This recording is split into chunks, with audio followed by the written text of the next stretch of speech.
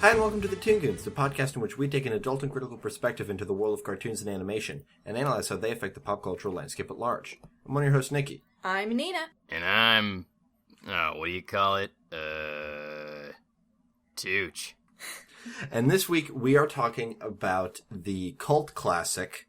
I almost called it the Downtowners. That's not what they went with. Mission Hill. That was the other cult classic, late 90s, 2000s animated series that only got one season that we did. Yeah, well, that was Downtown. No, the working title for Mission Hill was the Downtowners, and they changed it because Downtown came first. Yeah. And I think we're going to refer back to Downtown a lot in this episode because they're the show, basically the same show. the shows have a lot of they've got a lot of similar things going. They're very much I think they have this late 90s. They have the same core thesis. Yeah, Yes. the late 90s cartoons trying to capture the Gen X zeitgeist. I think this one did it better. Yes. I think it's overall a much better show. But we'll get into that later. Yeah. Right. And we got a lot of news this week. So some of many- it's super cool. Yeah, I don't know where we want to start. I want to start talking about the scary movie. Okay. So, Belladonna of Sadness is finally getting a wide release. And I'm so excited. If you're not familiar with this film, It's not your fault. no, it's definitely not. It was the last in Osamu Tezuka's adult-themed Animorama trilogy, the first being the Aladdin erotic film, and the second being the Cleopatra. This was the third one, and the only one not directed by Tezuka himself, just produced by him. It was directed by Ichi Yamamoto. He worked on and worked on all those films with him Yes. and other stuff too. He's like his right-hand guy. Yeah, definitely. And the film has been lost since its original 1970s release. And it just recently kind of came up. There was a couple very limited screenings I know in New York that I wasn't able to go to, and I was super pissed. But so I'm so happy that's coming out on July 12th for Blu-ray. That's everything we've ever talked about that happened in New York. You immediately followed up with, I couldn't go and I'm mad. It's hard to get anywhere in New York. Yeah, it's coming on Blu-ray and video on demand July 12th. Yeah. And we will likely do an episode on it. Yeah, and it's, newly restored. It's this really, interesting looking film. It's very psychedelic 70s style.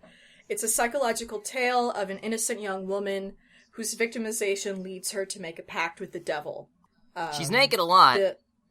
Oh, yeah. This is an X-rated film. Yes. But it's not, supposed to give you a boner. If it does, I think it's supposed to make you feel guilty for it. Kind of, yeah. It's a terror erection. Yeah. There you go. Yeah. Well, yeah. I was reminded of two aesthetics while watching it. The second one, because the first one is going to go as far. The second one is I got kind of a heavy metal vibe out of it. Yeah. Yeah, a little And the bit. first one is that the whole style, the very classy sleaze, the sexual gaze of the film reminded me of a cartoonist I really like by the name of Katie Skelly. Who's done comics such as Nurse Nurse, Operation Margarine, Agent 7, Agent 8. Tooch, we met her at SBX. I was going to ask if that was one of the people we met at SBX. Yeah, I bought some of her comics point blank because I just like her style, like what I've seen of it. And I opened it, I was like, oh, there's tits all over this. And but I really dug it. Her sexual eye really works for me. It's very much like a very classy feminist sleaze. Yeah. Yeah, I believe, I know one term that's used to describe that is called feminist raunch, where it's feminist, but there's tits everywhere, but not in a fun way, and kind of like a. Yeah, these breasts will make you think. And while I was actually going to link this to her because I'm like, this seems like something you'd be into, I found out that 5 days ago she published a 2,000-word essay critiquing this film. Whoa! I want to read it. Yeah, I'll link it to you. Yeah, me too. I want to read it after I see it. Yeah, I want to see the film first. The film. The art it's very got an Art Nouveau sort of thing. It's inspired by Egon Schiele. My favorite Ghostbuster. Schiele. Yeah, beat me to it. That kind of stuff. They're also releasing a book around the same time as the film. It's like a companion to the film, and it features in-depth interviews with the director, some of the illustrators, the composer, as well as reproductions of the artwork and original interviews with the restoration artists. And you can pre-order all that right now if you want. Just look it up. You can do it. I'm probably going to do that because I want it really bad. Yeah, this looks so dope. I've been wanting to watch this film since I found out about the restored version. I want to watch. Which was like this year, right? I want to watch the whole trilogy.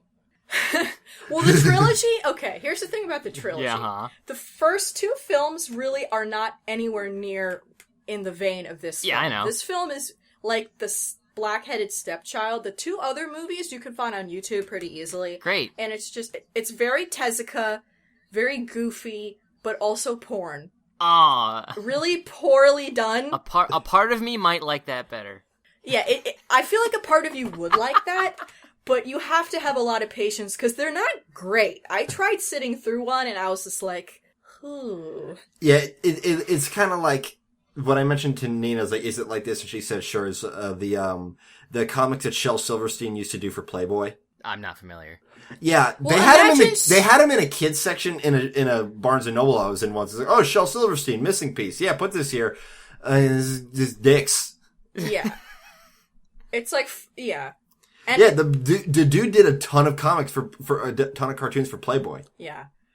But, I mean, those two films are interesting in and of themselves, but this one is kind of its own animal. And a snake turns into a sexy woman, which, I mean, now we get it. Because it's interesting because I was reading up on it, and actually, like, the reason Tezuka's mostly uncredited in the initial release of the film is because he left it early in production to focus on his comics. So he must have just put that in there and then bounced. Yeah, totally. That's where they found the film, underneath all the drawings in his drawer. Yeah, so this is very exciting. I can't wait.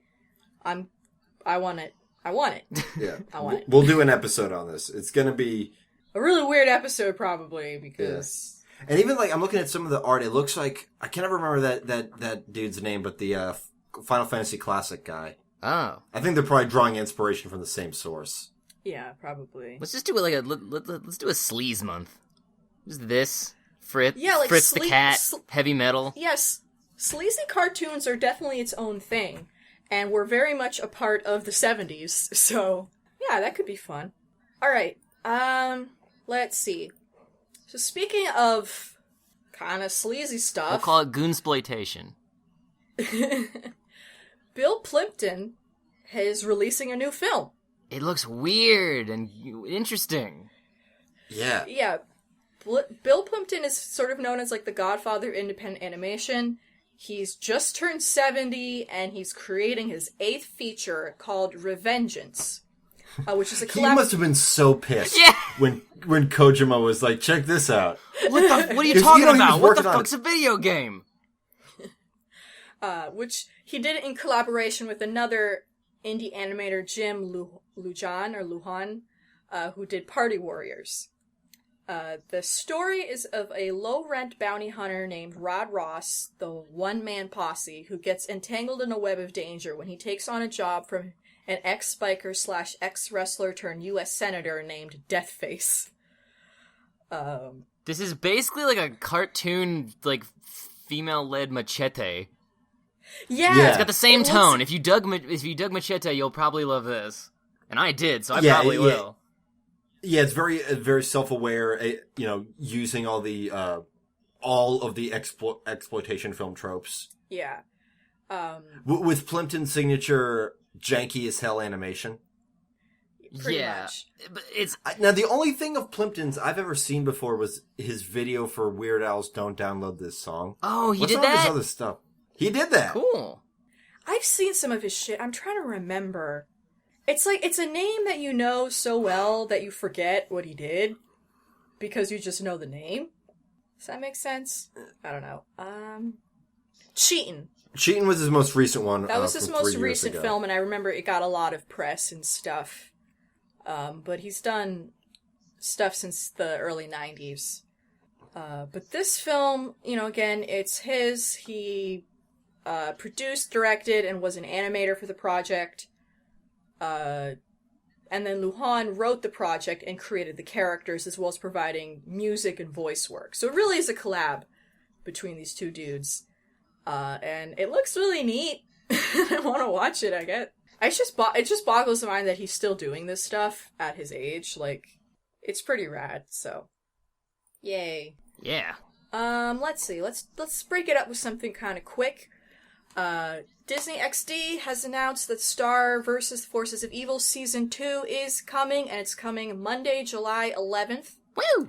At 10:30 Eastern Time on Disney XD and the Disney XD app. It's kind of early for me, personally, as an adult, but I can do it. Monday morning cartoon. It's a little odd, but it is summertime. It's summer. That's why that makes sense. Yeah. And that may not be the permanent slot. Yeah. It seems like this is going to focus a little more on her uncovering the mythology around the wand itself and her family's history. World as well as building! Yeah, but but also like fun times because it's Star, right? It's never not fun. Except for those few moments in the finale when it was really not fun, but you know, everything else is great. Yeah, totally. They almost died. Yeah, so that's coming really soon, and we can't wait to start watching Star again. Another quick one, and that there were some guest stars I want to talk about in there. Oh, okay. Ooh. I already closed the article. I saw Weird Al, Patrick Stump, which will be weird. Yvette Nicole Brown, who's great. Oh! Carl Weathers. Huh. Wow. Huh. Awesome. And some other people I don't know. Nick Lachey, who is apparently from the band 98 Degrees. Alright. I'm sure the staff enjoyed that. Yeah, I mean, again, all this magical girl stuff, the contemporary Western magical stuff, the whole thing is really 90s throwback. I mean, the show, there's very much a Lisa Frank vein through this show, so, you know, 90s nostalgia is definitely influencing the way this show works. Yeah, totally. So I'm excited to see what happens and to see more. Another quick one is that The Little Prince, that we've been talking about for like what feels like forever, is finally getting a US release. If you don't know, the film was, I believe, supposed to come out like last year, and then it got pushed back, and now it's finally coming out, supposedly, on August 5th. It'll be out on select theaters and on Netflix streaming, which is great, because apparently Paramount had the distribution rights, and then that got all fucked up, and that's why it didn't come out earlier. It's kind of a mess, but if you don't remember, The Little Prince is a adaptation of the classic story, but told through a framed story of a little girl whose mother is super, like, controlling, and a neighbor who sort of introduces this girl to the world of the Little Prince and freedom and stuff. It's a combination of 3D animation and also traditional stop motion with paper puppets and paper cutouts. So it's finally coming. We're finally going to be able to watch it August 5th. Don't forget. Save the date. Do it. Totally. Oh, and I had to look up who this is. One other guest star in this season of Star is Constance Schulman, they said in the article, like, from Orange is the New Black, she was Patty Mayonnaise. And that's just her voice. Oh. Let's see. Amazon pilot video thing that they're doing. It's kicking off June 17th, and they have 5 new tunes. 2 for preschoolers, 3 for 6 to 11, which is about what we are. That's our wheelhouse. So we're going to talk about those ones. The preschool ones do look cute, like The Curious Kitty and Friends looks gorgeous. Yeah, they had a screenshot of that one. It's fucking cute as hell. Yeah. And like the last slice of pilots we got from them, they were really good. Mm-hmm. I recently had the urge to rewatch the pilot for Danger and Eggs, and I'm going to be really pissed if that's never picked up. I love that pilot. Yeah, it was good. So the first one we got up is Little Big Awesome. Combines 2D animation, puppetry, and live-action footage to create the whimsically weird world of Ballopolis. The show features Gluco, a jelly giant, and Lennon, a small kid-like creature with a fuzzy hat who are inseparable buddies. They adventure through a universe where sea turtles fly, flowers talk, and teardrops splash around on a hot summer day. They desire to help those around them. They go to some pretty weird places. At the end of the day, the show is about two best buds making their own fun and enjoying the wonderfully strange world around them. It's created by Thomas Diegues, who worked on Tronco. Written by Ben Gruber, who worked on SpongeBob and Super Jail. And is animated by Titmouse. Awesome. So, yeah. Was Ben Gruber the brother of Hans Gruber who wasn't a career criminal? He just like, I don't want to make some cartoons. I don't want to pretend to do a crime, a worse crime than the crime I'm trying to do. Their Die Hard makes no sense. Next one is Morris and the Cow. It follows Morris, a 10-year-old determined to follow his passion and become a cowboy. Wearing homemade chaps and joined by his best friend, a talking cow named Florence, the duo explores the city of South Crumpton while confronting everyday problems with a mix of grit, determination, and country wisdom. The show is created and written by Andreas Trolf, who I guess worked on Sanjay and Craig, Luke Watson from Memphis Beat, and is animated by Bento Box Entertainment, which is responsible for Bob's Burgers. Awesome. Yeah.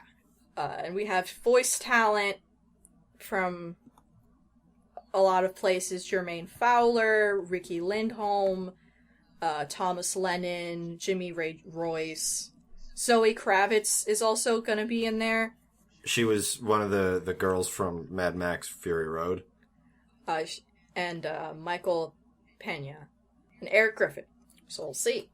I kind of hope it's like, what was that character in El Tigre, the villain who wants to be a cowboy? That guy. I forget his It was name. Jeff Bennett. He was Italian. His name was Sergio? Sergio, yeah. Sergio. I knew his name was a Yeah. Sergio Leone reference. And then last of the 6 to 11 range is Toasty Tales, stars Waffle, Burger, and Pants. 3 best friends who happen to be marshmallows living in the long-forgotten Move-Along National Park. Sure, why not? That's kind of funny. Every day is a new adventure filled with strange creatures, perilous excursions, and epic tomfoolery, always served with a side of pancakes hot off the griddle. Together, the trio explores the mysteries of Move-Along and spin tall tales that maybe, just maybe, have a hint of truth. Created by Thomas Borowski and Carolyn Foley, who worked on Rick and Morty and Robot Chicken, respectively. Cool. Written by Meriwether Williams, who, I guess, written for SpongeBob and Adventure Time. And animated by Stupid Buddy Studios, the studio responsible for Robot Chicken. Huh. Okay. And these preschool shows seem interesting. One of them is called Jazz Duck. He's part duck and part saxophone. And then the other one, Curious Kitty and Friends, is stop motion, which is kind of crazy. Wow. Yay! And that's the one we have the screenshot for, and it's adorable. Oh, it comes from the mind of Tsuneo Goda, which is the dude who created Domo, that mascot character. Domo-kun? Oh, I love that brown box. I know. Yeah, I mean, the main character's name is Komaneko, so it's got a Japanese Oh, sweet. thing to it. But also reminds me a little bit of Moomin, because it's like this really happy, colorful, soft world.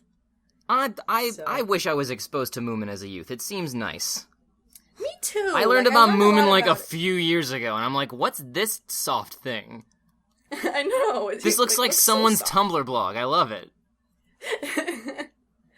Yeah, It's like if Smurfs had charm.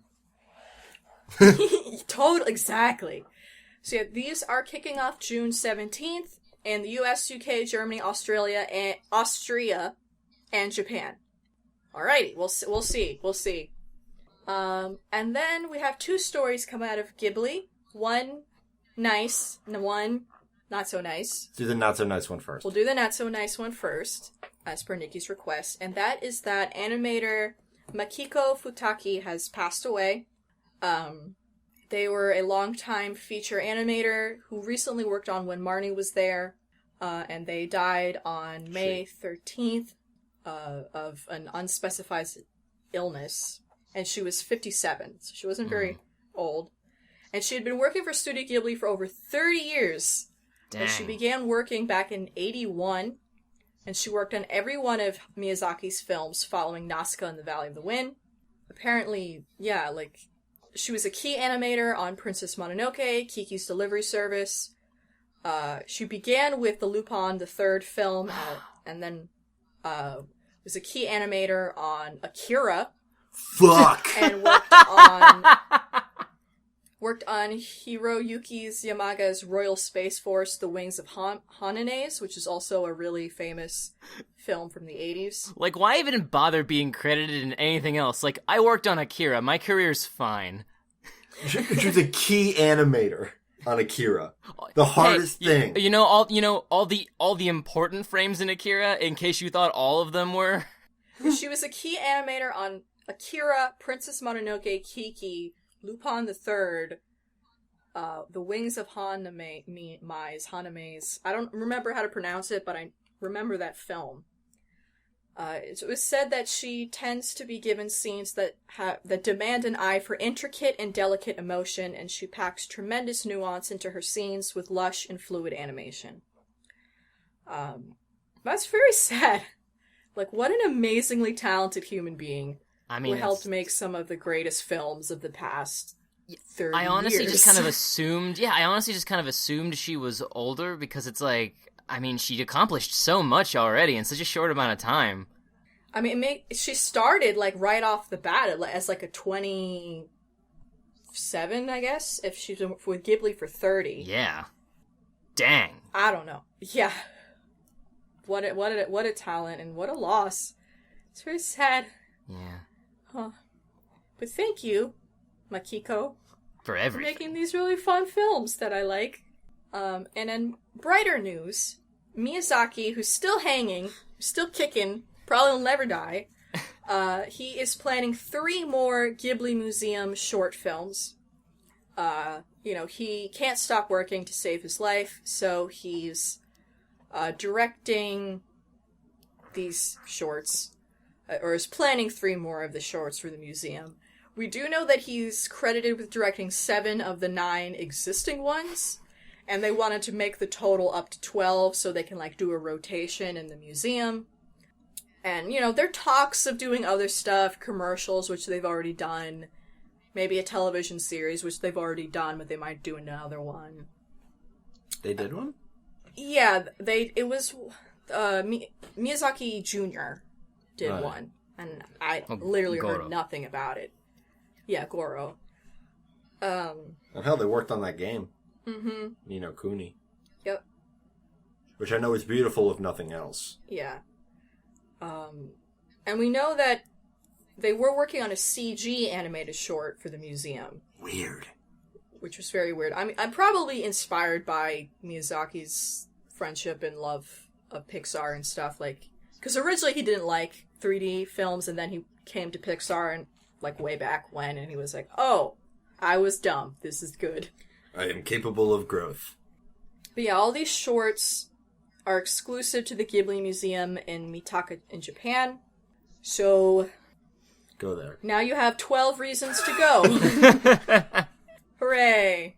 Is there anything else? And that was about it. I mean, there might have been other stuff going on, but that's what caught my eye this week.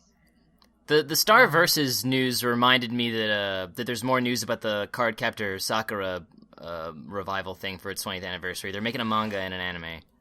And I think it's gonna be like a legit sequel. She's in junior high now, but I don't think she was before. Huh. So She was in elementary school. yeah, she was like originally. 10, Yeah, she was really little. fighting I think it would monstros. be interesting for something as kind of fluffy as Cardcaptor Sakura to come back in this current landscape. That would be very interesting to watch. Yeah, I mean, it was fluffy, but what I've heard from diehard fans, it still had, like, an emotional heart that made you feel really good. Oh yeah, Yeah. totally. I only watched, like, 1 or 2 episodes in passing as a kid, and then I was never able to discover the channel in which I found it again. Well, that would have been the dub, which was chopped and screwed, probably to be Yeah. fluffier. So this revival gives me an excuse to go and watch the original anime, which I've been meaning to do for a while. It's just, it's a... Yeah. It's a show commitment. about a magical girl, yeah. I believe that's what I got. Yeah. All right.